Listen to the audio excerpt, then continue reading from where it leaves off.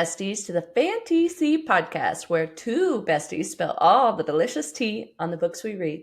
I'm Callie, and my bestie is Montana, and we are so excited to be joining the revolution. Please, if you haven't already done so, go leave a review, subscribe to our podcast channel, follow us on Instagram and TikTok, do all the fun things to be the first to know of all new episodes and exciting things happening. We are super excited to be here doing our deep dive into Iron Flame, taking it 4 chapters at a time, roughly, figure it out as we go. We're diving more further into the world building, all the new signets we're learning about, even more dragons, and of course, all the fan theories. So please take note and prepare to join the revolution. Remember, this podcast is a full deep dive, and we will be covering both Iron Flame and Fourth Wing, in addition to tons of fan theories, as well as our own. So please, please, please, please make sure you have read both books. We don't want to spoil anything. There's a lot of drama to happen. Just go read and then come back here to enjoy it fully. And with that being said, the Empyrean series is full of mature content, along with Callie and I being adults. We swear a lot and we're not even sorry about it, so we are rating this episode rated R. And with that being said, are you ready to join the revolution? Yes! That was something. God, get me out of here. I hate it here. I hate it here. So what era does that put you in? Actually, I don't. Man, sometimes when I sit down for podcasting, I don't think about what era I'm in until this moment. Mm-hmm. And then it's kind of, what am I today? Today, Midnights. Oh. I love Midnights. Love that for you. Uh-huh. That's a good one. What era are you? I mean, with the day I'm having, I'm in Reputation. Yeah, you are. Yeah, you are. It's fine. You're fine. It's fine. I hate it here. So I will go to Secret Gardens in my mind. It is fine. Well. And our secret garden today is Iron Flame. It's a good one. And I've never really talked about this on the podcast before, but I'm going to do a little shameless spiel here. On this beautiful dust jacket that it's adjustable and can fit, different size books. But obviously I have it on my current Empyrean series, so Iron Flame. But it is a shop. They're from Australia, Charlie and Fox Co. And you should check them out because they have lots of different styles for all the different genres. But yeah, I found this shortly after the book came out and Fourth Wing came out, and immediately added to cart, never looked back. It's the only one I've ever bought, and I love it, and I don't know why I don't have 10 more, because they're really great. And honestly, I just leave my the book dust jacket on the book, and I don't feel like I'm bending it. It is very seamless. It's nice. Yeah, they're so cute. Like, look how beautiful. It's like gold foil. Like, not just gold foil. Like, go check it out. It's beautiful. So, Charlie and Fox Co. It's my plug of the day. And I totally lost my page doing that. Totally lost my page doing that. And for that reason, I'm in. Okay, I found it.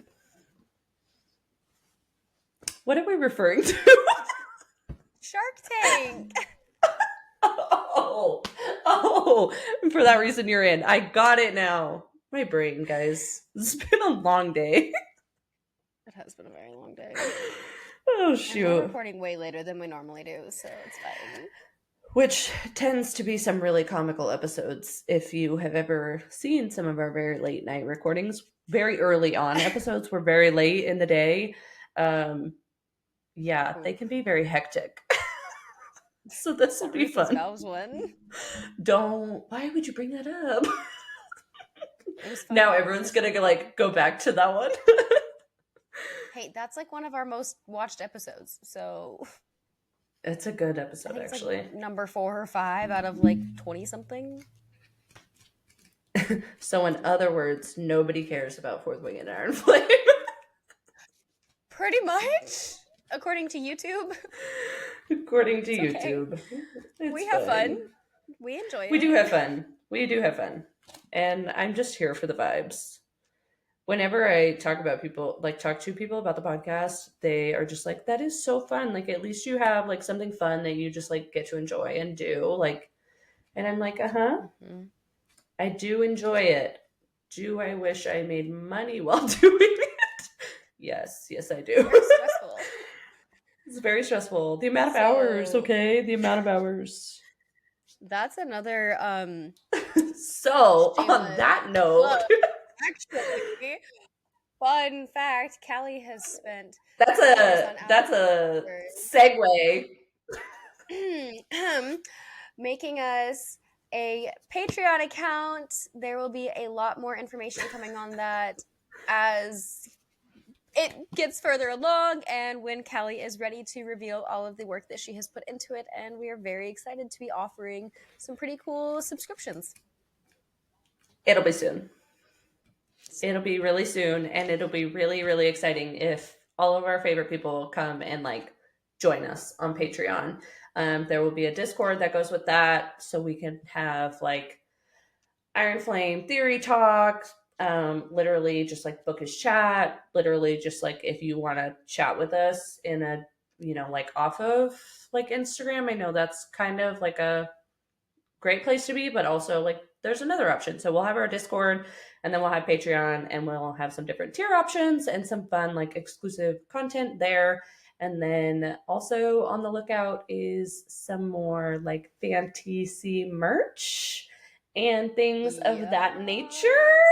So you'll definitely want to check out our Patreon when that is up. And I promise it will be very soon. So by the time this episode comes out on Sunday, the whatever day that is, October, what's Sunday? The 20th? 19th? Yeah.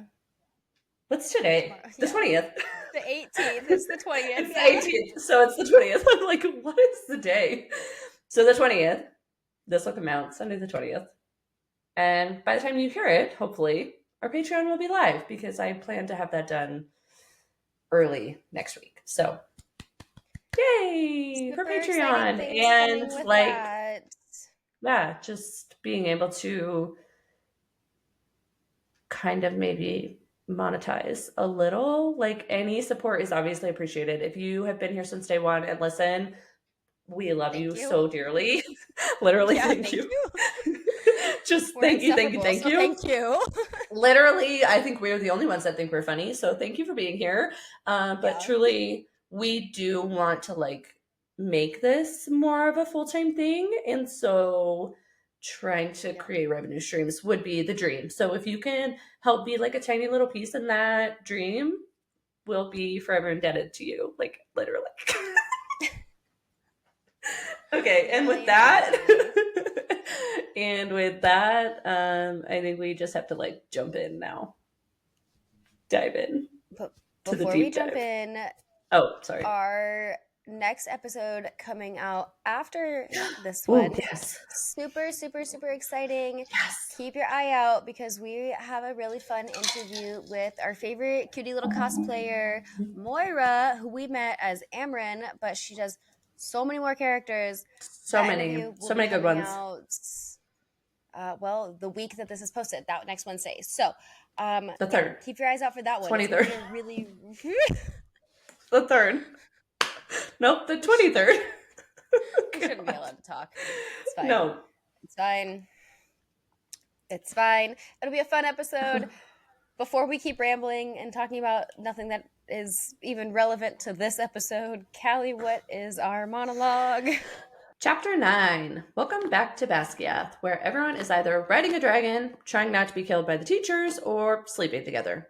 I'm kind of kidding, not really. We jump back in and find everyone in class with Markham and Devera, and I swear I can't tell who is keeping more secrets at this point, Markham or Gretchen's hair. Later on, we see Violet trying to calm down Sloane, who clearly wants to take off her head just as much as the Red Queen. Off with her head! But instead, Nadine goes down like a sack of potatoes from this ruthless bastard. Oh. Yeah, that's rough. Chapter 10. Colonel fucking Crybaby out here with the assassination attempts is just wild. But what he doesn't know is that Violet's real name is Violence, and he will pay for that. Violet fights her demons back and forth, and ultimately knows there are more bad fish in the pond than she would like. But for now, she will need to keep her head down and wait it out. Luckily, part of her waiting comes to an end when Shadow Daddy comes back to Basquiat for a visit. Bow, chicka, wow, wow. With that, what's our chapter 9 summary? Welcome back, second years. You moved on. We dive back into Basquiat and jump right back into Battle Breathe. As second years, the gang is feeling pretty good, being able to control their lesser magic with ease and showing off to the first years. But when class gets started and Markham and Devera deliver some interesting news of an outpost in Athpin has been attacked by griffins, Violet starts to wonder if anything they have ever been told is the truth. Later on, Rhiannon tells Violet how busy Nolan, the healer, has been, which leads to a ton of speculation on possible prisoners at Basquiat. Violet then heads to sparring, where she almost goes head-to-head with Sloane, but instead, a brute asshole steps up searching for Violet, but Nadine makes a lethal mistake by claiming to be her. I hate this chapter. I literally do. Like, it's not even like a dun-dun-dun, because it's just like, what the fuck? Like, it's just so bad. Like, that's so sad. Well, our excerpt Not starts us out Nadine. in chapter 9. And in the mountains of the Steel Ridge Range, the green dragons of blah blah blah blah line, known for their keen intellect and rational. Why do we sound like Hotel Transylvania? I don't say blah blah blah blah blah. Blah blah blah. You got it. Known for their keen intellect and rational countenance, offered their ancestral hatching grounds for the good of dragonkind, and the wards of Navarre were woven by the first 6 what is now Basquiat War College. United Navarre, A Study in Survival by Grotto Burnell, curator of the Scribe Quadrant. And it's just interesting because, it's like completely unrelated, true Rebecca excerpt fashion in what we're reading right now, but then we're going to be like, there was hatching grounds in Aracia a couple chapters ago, and we've got the veil. Okay. Yeah. Rebecca does nothing without intent, and it's kind of fucking annoying. Especially because I've talked about this, but like I am just like such an emotional reader. Yeah. That like even before we started the podcast, I was saying like I don't have a lot to talk about, but because when I'm reading, sometimes I'm just like, and then I have to remember like, bitch, you are supposed to be finding like the nitty gritty details. Like, pay attention. It's rough. It's rough. It is rough because I just enjoy, and then all of a sudden, like, I don't know, you get to that last chapter, and I'm like, tap, tap, tap, tap, tap. Like, who fucking cares if Zayden is hot? Oh, well, yeah. I care. I care a great bit. I do care. But I should care about this ongoing war and venom problem. We do care. Slightly. It's like a backstory. We care so much that we are rudely awakened, or I guess Violet is rudely awakened by another nightmare, and she's like, okay, haha, can't sleep. BRB, gonna go for a brisk jog. I don't run, but it's fine. I don't understand that logic. Okay, but you know what? The logic that she gives. I know. It kind of hurts your heart a little bit. Actually, a lot of it. Soleil. When we've got Imogen asking her, she's like, why are you running every morning? And, well, now I'm going to run with you, I guess. And Violet says, I generally suck at it. I'm good in short bursts, but anything longer than that, and I won't make it. And you're like, oh, shit. Nightmares, practicing running, pieces are connecting. You can't outrun it. I mean, like, truly, they're so much more powerful that really, can you outrun it? I don't know. It's like trying to outrun your shadow. Like, it's just right there. That's terrifying. Ew. Also, now that I said that out loud, like, outrun your shadow, Shadow Daddy, he's... That's the kind of chase I'll allow. Thank you. No, this got really dark, though. How this book ends, like... I know. You can't outrun... I know. That's why I was trying to give it like a Zade Meadows twist here. We do love Zade. Okay, fine. I'll take your happy little twist. Run, little mouse. Run, little violence. Run, little silver one. Yep. Okay. Moving on. Fun fact that after they had the leadership meeting that same morning, Sawyer is coming in and telling her, oh yeah, like, hey, they moved Bodhi from tail section to flame. Because, I mean, we did know that a bunch of tail got incinerated by a fucking one-eyed, stupid-ass, bitch-ass dragon. It's fine. But at least he's in the flame section now, and it's fine. He's closer, and we appreciate him. And I'm happy just said, like, you lying-ass, stupid-ass hoe? You ain't... What is it? Like, it's just, like, the worst insults. No-ass, flat-butt hoe? I'm just over here like, I don't fuck with you. You stupid-ass bitch. Exactly. That's how we feel about I'm fucking with you. So. But actually, I will, because I'll fucking kill you.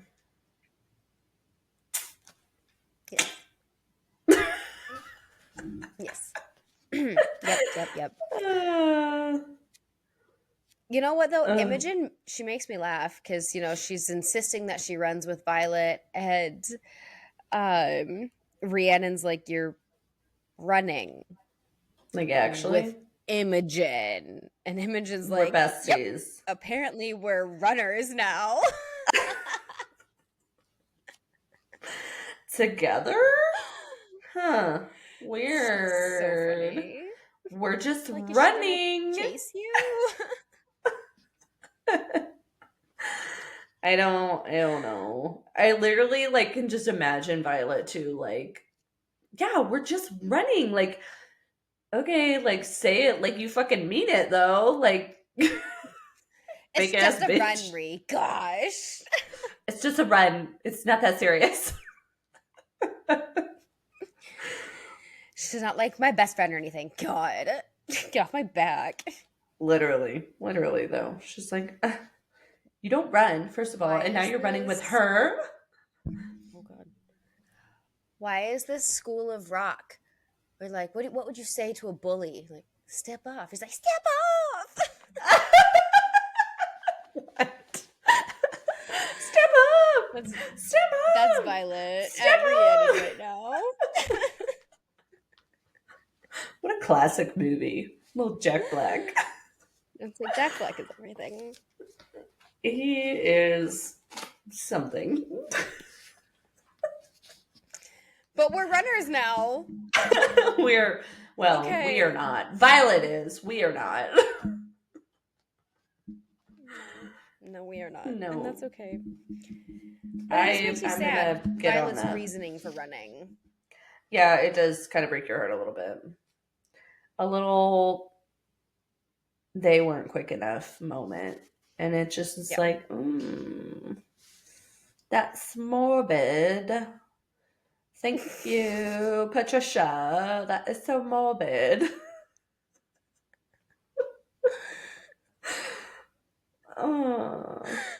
all I have to say about that. What does Fat Amy say? Which is like, sometimes I like. I like. Not. Oh, but she's like horizontal running. Yeah, but what did she say? She's like, sometimes I think, oh, isn't it like crystal meth? She's like, sometimes I think I could do crystal meth, and I think, better not. Better not. Sometimes I think I should go for a run, and then I think, better not. That's the Iron Flame joke now. Better yes. not. Better not. There could be a lot of those, actually. Well, and actually, in this chapter breakdown, we have that of Violet. Like, should I jump his bones? Better not. We gotta keep that one now. Yeah, I like that one. Okay. I mean, yeah. We have ran to our heart's content. We ran all the way to Battle Brief, apparently, because we just have a huge jump in story. Yeah, we do. The ... is what tells you that. Dot.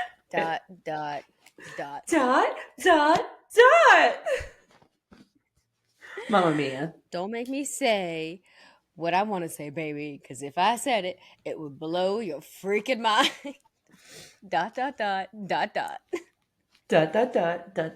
And then, yeah, Mamma Mia. And then, yeah, they're like, dot. And we just go back into honey. It's fine. Honey. Oh, that's a good movie too. Okay, see, and that could also be Violet and Xaden. Look at this. ... We have to now. We have to. Man, that's how we're just on a roll. We're on a roll here. We're on a roll. We got to remember them, though. That's the problem. Okay, this battle brief, though, like, actually kind of fucking annoys me. And sketchy? Super sketchy. I'm sorry. Not that she doesn't know that, though. But the fact that she, like, still is trying to rationalize it and, like, come to the realization is kind of fucking annoying. Like, yeah, Markham's a piece of shit. Why are we still, like, question marking it? I don't understand. I mean, I get it, though, because it's like she doesn't know who knows what and who stands where and how much they know. And it's like, yeah, she literally even says in this chapter, like, I don't even know who in this entire room or in this entire school I could even trust. And that's so scary. I don't know how you would handle this situation. We have said plenty of times, though, that Rebecca has really unlocked her sass for all of these characters. Yeah. And Rhiannon goes, did you have a good run this morning? Like, damn, girl, step off. I'm not sure I'd call it good, but it was effective. Okay. I don't know what that means. Way to dodge. I just think Riddick, like, making smartass comments about the first years. Like, bitch, that was you 6 months ago. Shut up. You're not some, like, high and mighty. It's so but if it doesn't give, like, sophomore energy, because, like, when you go into high school, okay, and then in this case, college, like, you go in and you're like, where's my class? What book do I need? Like, you have no fucking clue. And then as a sophomore, you're like, idiot. Like, you sat in the front row. Like, stupid shit. Okay, Riddick, chill, bro. No. It's not that serious. Can't relate. I was an anxious mess in high school. What are you talking about? Even sophomore year? You didn't get used to it? Well, yeah, but I have a giant ball of anxiety. What are you talking about? You get the flow. You get the flow of the energy, you know? It's fine. I was bullied a lot in high school. There was no good energy. That just hurts my heart. And, like, I want to give you a hug. You have to think about where I lived. I lived in very, like, white, rich suburban area where being more of an alternative kid or someone who listens to metal or a scene kid, you were like, ew, you're the pariah, where you're not walking around in your Victoria's Secret yoga pants and God, what else were we wearing back I then? I think though that's what's funny is because I was so much of both. Like Yeah. I played all the sports, which you were sporty too, but like an outside school sport, so it's a little different. I did school Sports. sports too. Oh yeah. Well, so then like I did both those. So like one day, which I feel like is still me to this day, like I can be one way one day and then literally wear like the Hmm. complete opposite clothing the next, Same. to where I was just like friends with everyone. And so it does piss Yeah. me off when I like hear people bullying people. I'm like, what gives you the right? What gives you the What right? You know what? gives you the right? Uh, We're so off Who are topic. you? It's Who? fine. It's fine. Michael Scott. It's Everyone, fine. Michael Scott. You know, Um, it's very interesting because in Battle Brief, though, they're saying like all this information that you're learning comes straight to Basquiat first. So you get it on firsthand account and then it goes to the king. I'm like, huh, that's why? funny. Yeah, Kind of like convenient, why? huh? Yeah. But then it's also just like, in what universe would that be logical? I mean, obviously Literally, in like, this universe, but like, no. Like, if you're the king, no. Because then wouldn't I you mean, think you would. I guess it's just got to be Yeah. like our government assistants before the president, and that's like who learns it and tells him. Yeah.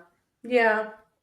And I suppose Buffy's in the too good sense at of this. like, yeah, she does nail that shit right on the head. But in the sense of like, what is and isn't censored, I think is what's interesting as far as Yeah. like, why would that not go to the king for? But then, oh.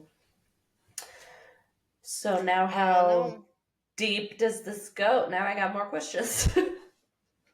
Like, okay, well, we know the king is a piece of shit, but like, hmm what does the king actually know? Right, right.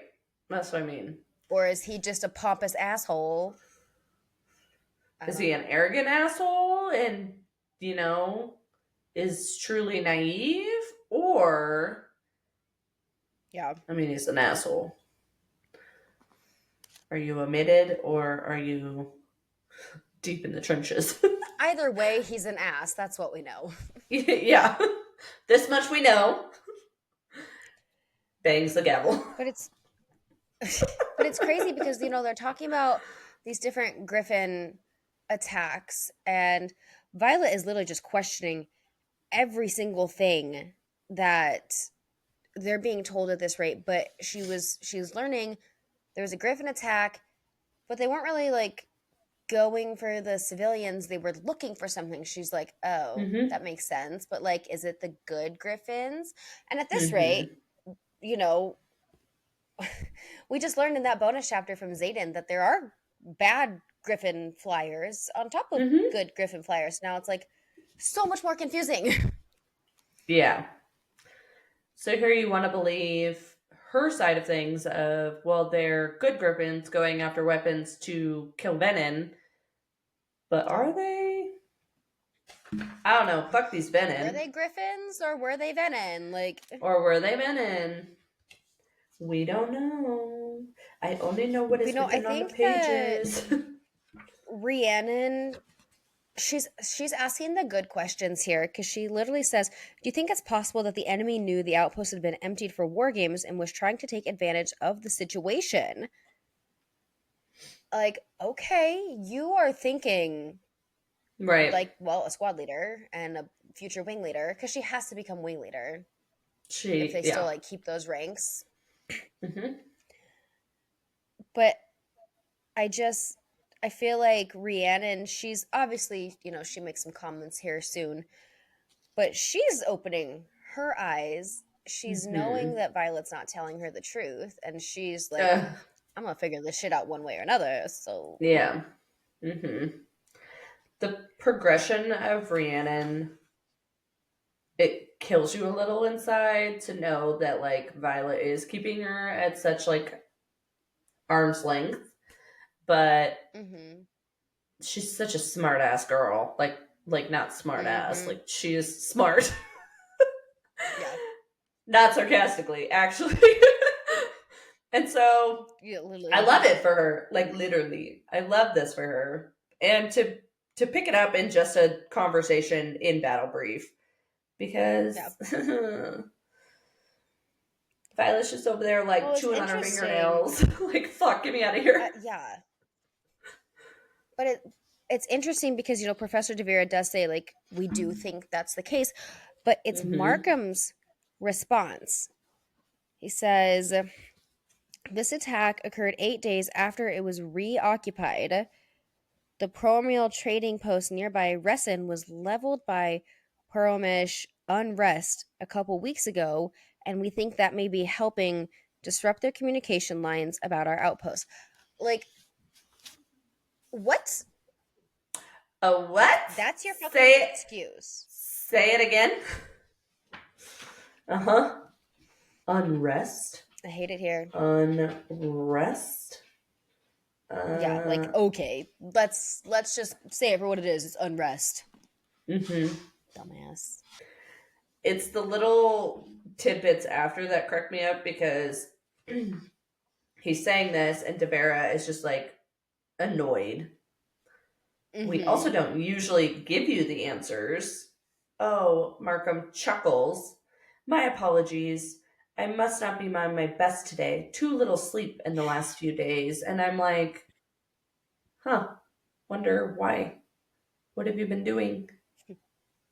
Where you at, boo-boo? What you doing? Where you at? Who you with? Oh, you with her? Where? With who? Now Violet and Rhiannon asking all them questions. Yep. You know, it's interesting though because they're asking like, well, what would you do if you were in command and there was a riot? And we have this new writer, Carolyn Ashton. She says, I'd double the patrol for the next few weeks in a show of force and maybe consider raising a few Pormish border villages. Like, really? You immediately go to violence in these tiny towns. Nothing says corrupt government other than people who are like, fuck it. Let's just go fuck with them a little bit. Well, and the civilians at stake is what really just like raises the eyebrow of, you just said that out loud. Like, where did you get that idea? Who raised you? Were you raised in a barn? You left the fucking door open. That's how she got in here. Yep. Someone let her in. Lock the gate. Fucking Dane. Even though he disagrees with her, but Dane just didn't lock the door. It's always Dane's fault, though. But, like, ironically, because, yeah, Dane doesn't agree. That's not our way. Like, read the codex. Okay, but says you, who, like, did the complete opposite, trying to fucking take out Violet. I don't know. I can't. I can't with this man. What a piece of shit. No. Ew, David. 100%. Ew, no. David. Ew, David. But it's fine. It's fine. You know what? They get out of Battle Brief. The fact that somehow Violet literally is like, Bodhi, let me help. And he's like, shut the fuck up, Violet. He said no. Bodhi. Down dog. Literally, she's like a beg. Oh my god. It's just, why, Violet? I mean, I get it. I do. I really do. Like, yes, you know about things going on now. You feel helpless, so you want to do something that feels productive. But like, girl, don't beg. Talk to your mans about that, not Bodhi, because poor Bodhi. Jealousy doesn't look good on you, says.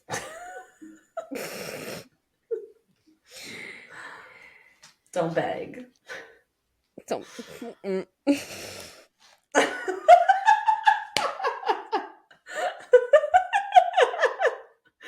Stop.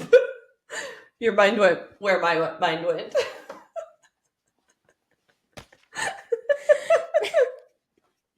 Okay, never mind. Depends on who's asking. Okay, Wow. never mind. And somehow we're at lunch. And somehow Rhiannon is like, yep, I want to talk to you. I think the school's hiding something from us. And she's like, what? Milk flies out of her nose. Oh, God. She's actually, literally. Sorry, what did you say? Like, just choking it out.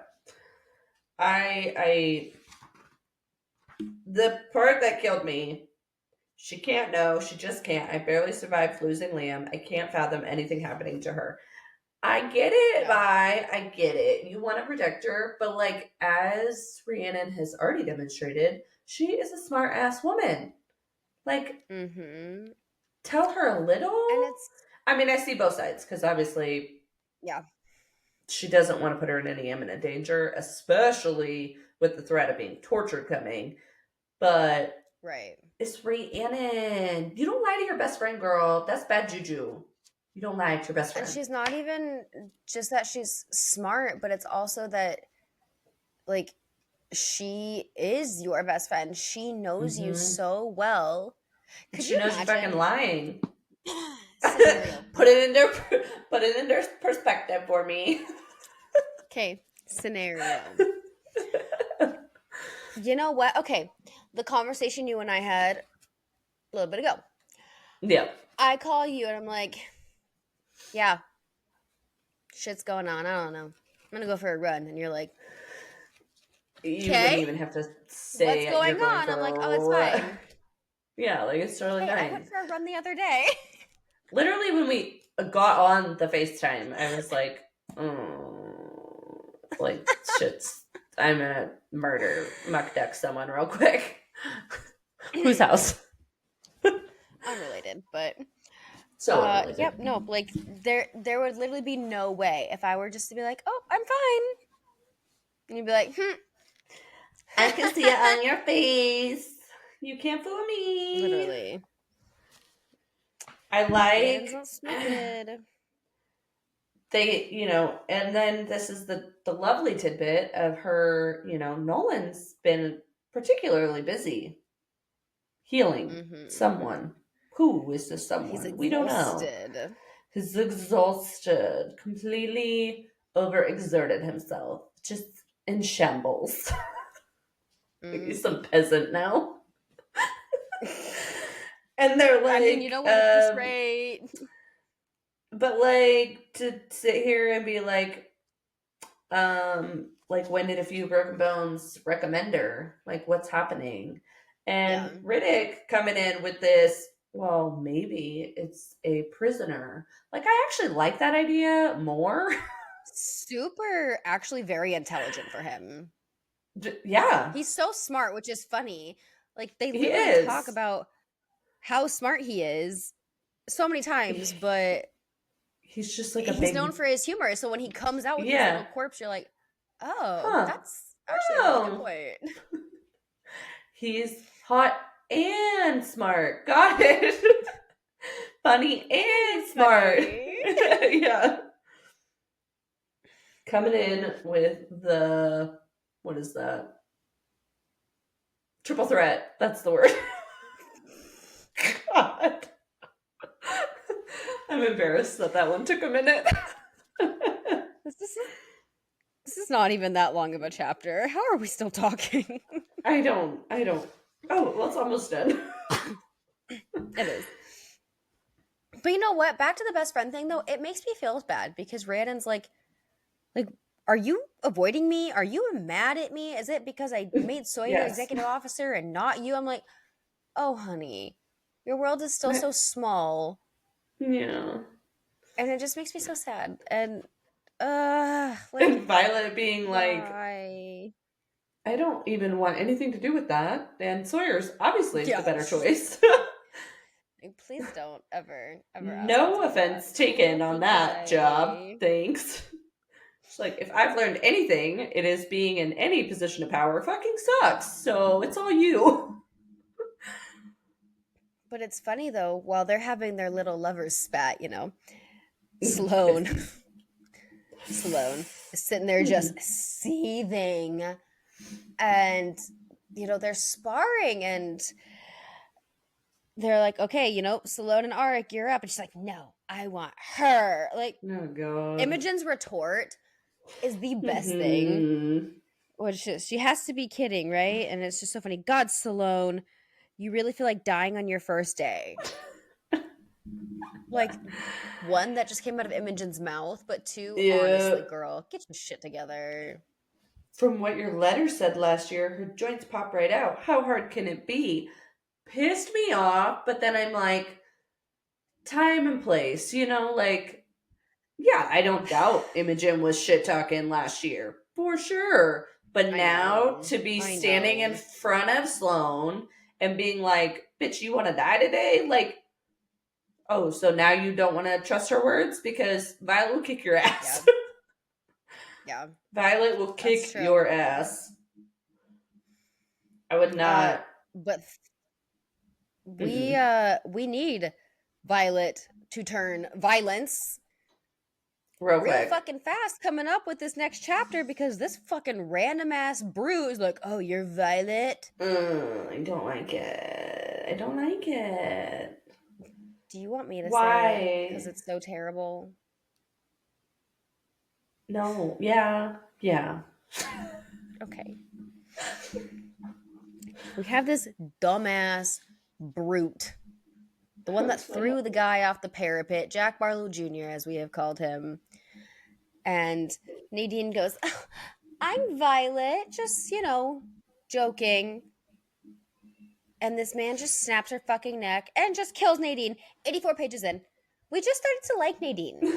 Like, really did just get to like Nadine. Like, why? She Rebecca, finally why? is not being a bitch to the marked ones. She has like really integrated herself within the squad.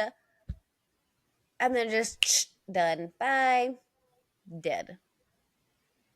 See? Like my hair. Do you have a message for... ...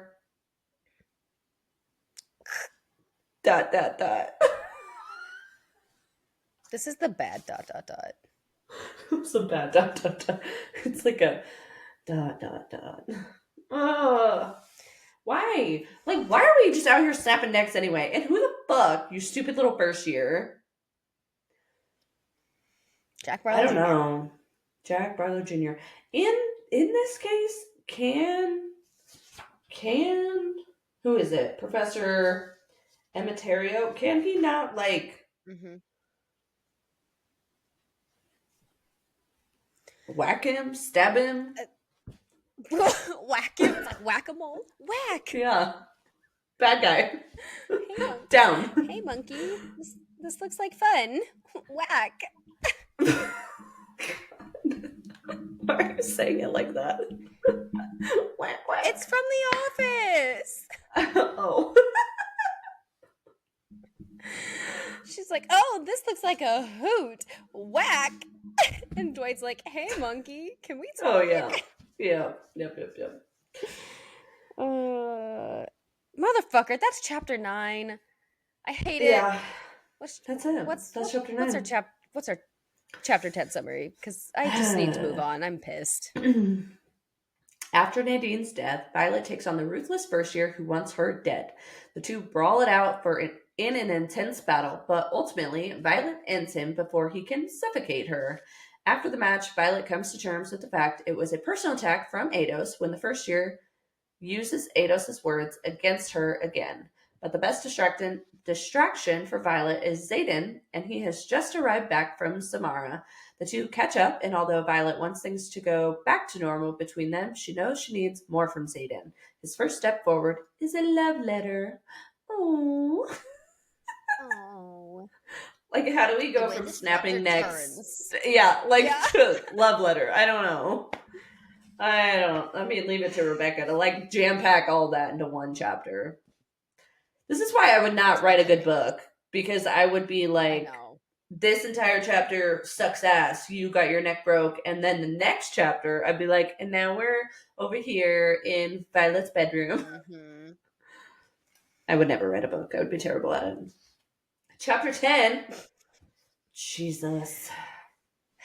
It is not unheard of that a candidate enters the writer's quadrant having been having been paid to assassinate a cadet. I'm sorry Mira was targeted, but proud to say she dispatched the threat quickly. You have enemies, General. Official notice from Commandant Panchek to General... Commandant, Panchek to General Sorengel. Like, okay.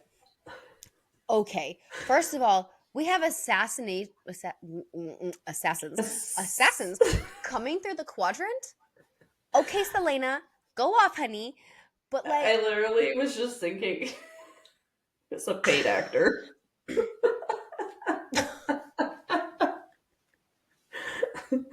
He's a paid actor for sure. He is not well enough, apparently. No, I don't even know who he's fucking going for. So, but then also the fact that Mira, there was an attempted assassination on Mira, but why? Shit is personal. Like, who's that mad at General Sorengale, and is it Crybaby Ados? Signs point to yes. Yeah, like, ugh, I hate him. I hate him so much. Her head twisted at an unnatural angle. Ew. Could you imagine seeing that? The word. No. Ugh. Why would you bring that up? God. Because they watched therapy. You need therapy. We all need therapy. I need therapy after this fucking book. It's fine. Rebecca is paying for that. We've mentioned it before. The characters in this book need therapy. We've mentioned it before. They definitely need therapy. They all need group therapy and some heavy individual therapy. Some couples counseling, some grief therapy, some trauma coping mechanisms. Mm-hmm. They are struggling. I hate it. She says, I'm Violet Sorengale. No one else will die in my name. Oh, I mean, like, God. Like, Nadine was over here just, like, fucking around and then died. Like, nothing was funny. It was not that serious. And this crazy dude, Jack Barlow Jr., he totally got what he deserved. Like, well, yeah, and it took too long to get there. The fact that it is such a fight, but Violet has to tell people, like, no one interfere because it is not against the rules. He's not in her wing. He's not in her squad. Mm-hmm. He can kill her. Mm-hmm. What fucked up rules? Like, what rules? The whole thing that really pissed me off, the most infuriating part of this whole battle going on, it's not the fact that Violet may or may not die on page 86 of this fucking book. I mean, not likely, but, like, you know when you're first reading a book and you're like, like, why would she die? You know? But you honestly never know. Like, she could still die. Like, I do have that fear going into, like, something really bad 5. Still could have happened even if she wasn't dying. Yes. Dane, why are you in here?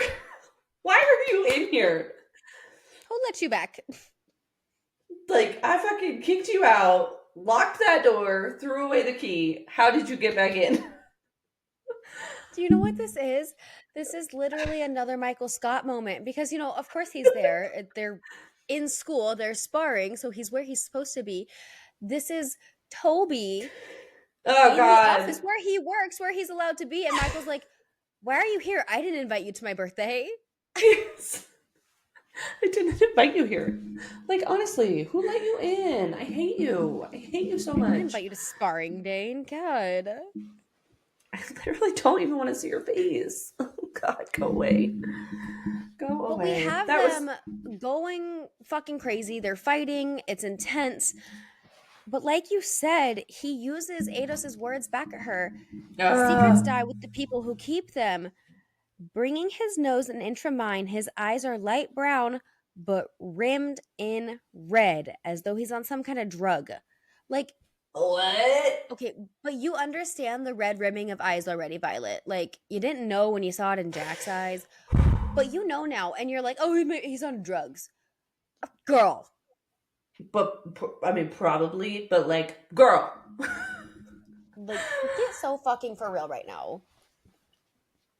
Like, pull your fucking head out of your ass for just like a hot second and take a whiff around, because literally, how are you not seeing this? I'm just so confused. I can't. At least Red we know rimmed who sent eyes, him. bitch. Yeah, fucking. At least she got Colonel that Crybaby. much. Colonel But Crybaby. like, we've got a Venom within the unit, within the college. Right there. And targeting her. Broad daylight. Yeah, and it's not even, you know, I'm not going to finish that thought. It's a later thought for the rest of this book. And we still have Dane. He's like, oh, Vi, here's my hand. And she's like, fuck no. Whoop. Just going to skirt that one. Skirt. No, I fucking hate Dane. I don't even know what's worse. Honestly, Dane. Venom or Dane? Dane is worse. I'm like, are we going back to FMK? Every fucking time, yes. I still need a real answer. You've skirted it and created bullshit loopholes. And that's exactly what I'm going to keep doing. Bullshit loopholes. No, the answer is you killed Jack, you fucked the Venom, you marry Dane, but our loophole is that we get to kill Dane. Thelma and Louise, Marianne and Wanda style. That's the answer. Because Xaden... The peas tasted all right to me. Preach. But you know what, though? Violet has a whole boss bitch moment here. Because she gets up, she takes her daggers, and she uses this bitch-ass little boy and his clothes to wipe the blood off her daggers. She's like, oh, you're so insignificant to me now. Just get a squeak in here. Oh, sorry. It's a little ruthless, but we kind of low-key love it. What is that bug? Violet is a Midwest woman in the grocery store. Oh, excuse me. Let me just scooch past you. Excuse me. It's always the sorry. Excuse me. It's always an open. Oh, sorry. Yeah. Oh, excuse me. Mm-hmm. Welcome to my Midwest life. Coming from someone who lived in the Midwest. Yep. Still do. Always will. Probably will never leave. It's fine. Don't like that. Midwest. Don't like that. I think that, I mean, as we saw in the excerpt, Empyrean saying, you know, like he was probably sent as a message to your mother. And then knowing that Mira was attacked, like, how long has this been going on? And then Brennan. Did it happen to Brennan? Yeah. Yeah. And then also Dad, who is dead. Was it successful? Is Dad dead? But also, was there an attack that was supposed to be a threat, but because he's a scribe, he actually was killed? Or it was a heart attack.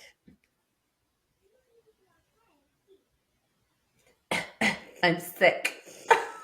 I think it's funny, though, that Imogen's, like, talking to Sloane. He's like, oh, you wanted to take her on? Your very first match on assessment day, and you wanted to take on that, and she just killed that brute. Like, really? Get your shit in check, Sloane. Figure it out. Yeah. Especially after we see Sloane fight. Oof. Yeah. Well, and then it's just funny, too, because obviously Liam, being, like, the complete badass he was, she's like, Yeah. like, you got 2 left feet, honey. You just clam right on up, girlfriend. Oh, Arik. Yeah, he hands her ass, and oof. Gotta love a bad boy. Rebelling against daddy. We love that. I mean, actually, though. Actually, see, I'm onto something here. And then, you know, speaking of rebelling and a bad boy, Zaddy's back. And Zaddy's back. Back again. Zaddy's back. Back again. Tell a friend. Tell a friend. Hey, Callie. Zaddy's back. Oh, thank God. You told me. Thanks, bestie. God. That was so cringy. It's okay. But she's like, you're an officer. You can't kill cadets. Because obviously he's already heard about the assassination attempt. He's like, watch me. Like, watch me. Overprotective. Honestly, I want to pull a Crescent City moment really quick because Bryce is so funny, and to all the males around her who have that kind of protective attitude, she calls them alpha holes. Okay, you alpha hole. Okay. Try again. I think it's funny in his protective alpha wholeness that he's got going on right now. You know, she's asking about Samara, and she's like, I need you to, like, actually give me more than one word answers. And I feel kind of bad. He's like, I have to keep proving myself. Like, I was a badass here last year, and now I'm just like, nothing. It's like a first year all over again. He went from a senior in high school to a freshman in college. Yep. And he's like, it's just like, it's annoying. You're the grunts now. Yeah. He's like kind of throwing a little pity party. Like, feel bad for me. It's annoying, okay? I am an alpha hole. I'm an alpha hole. Yeah, so much of an alpha hole that we knew. We knew from last year that he warded Violet's doors. He warded them, and Rhiannon got thrown across the room for trying to walk in because she didn't hold Violet's hand. It's kind of cute. What? Like, what a sweet man, I get it. Though. But, like, the fact that they have this whole ass conversation then about how differently her door is warded than his door is warded. Like, come on. That doesn't melt your heart just a little bit? He's like, no, like, you and whoever the fuck you want to let in, sure, but mine is just for me and you. Okay, stop it. Stop it. You can't say that to me. No, what he cannot say, what this man has no right to say. You had no and right. He literally says it in her mind. I fucking love your hair. If you ever want to bring me to my knees or win an argument, just let it down. I'll get the point. I'm like, okay, it's down. It's down. It's so far down. It's already down. It's blowing in the wind. Do you see it? Do you see it? Who gave you the right to say that to me, you asshole? I know.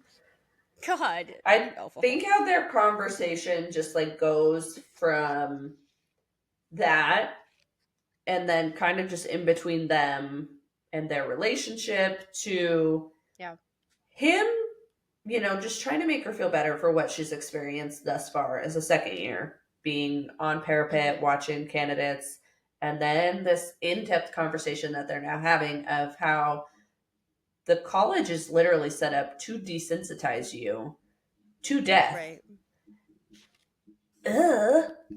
Ew, David. And I hate that she's David. Like kind of just putting it together of like, because obviously she just watched Nadine get her neck snapped, and it's still like, like takes your breath away. Oh shit, she just fucking died. And Xaden, poor Xaden, has seen way more death than anyone should ever have to, and he's like, "That's what we're here for. Like, we're killing machines. Get used to it." She's like, "The fuck? Like, no, that's not who I am. Like, don't you remember? I'm a scribe, bitch." Literally. I hate it. I hate it. I hate it here. Well, I hate it here. And he's already late. He was supposed to show up the day before, so they didn't even get their full 24 hours. Oh, God. Stress me out, boy. Don't be late. I know. And they get this, hour, right? And he's like, okay, well, I have to go because I've got some stuff to do before I have to leave again. And she's like, oh. Okay, bye. Yep. That's fine, I guess. Yep. It's fine. But, to leave her with such short notice, what does he do to make up for it? He just presses a piece of paper into her, and she goes, oh, Xaden Ryerson wrote me a letter. Swoon. Swoon. Closes book dramatically. Screams, cries, throws up. Kicking my feet and giggling. Throws herself on the floor and weeps. Yeah, thank you, Zaddy, for that little tidbit, because somehow you have just left us yearning for more, like we're gonna do to you in this episode, and we're gonna end it here after 2 chapters. Sorry, not sorry. Yeah, we're gonna cut this one a little bit short and jump back in with the next few next week, because we talk a lot and we'll be here for hours and hours and hours if we keep going. We do. So, but it's fine. Stay tuned, and yeah, this is the to be continued, because there is going to be ... Yeah.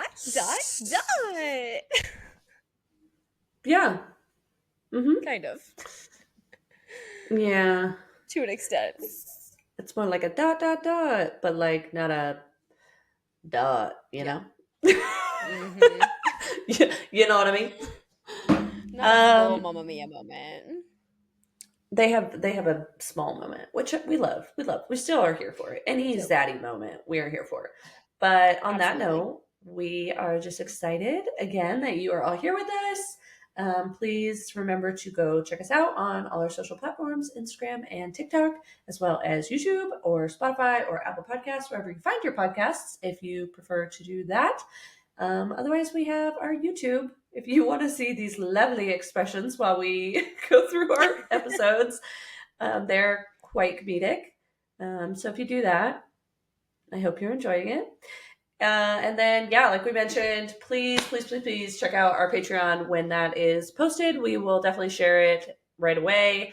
But if you hear this first, please be on the lookout for that, because we're very excited about it.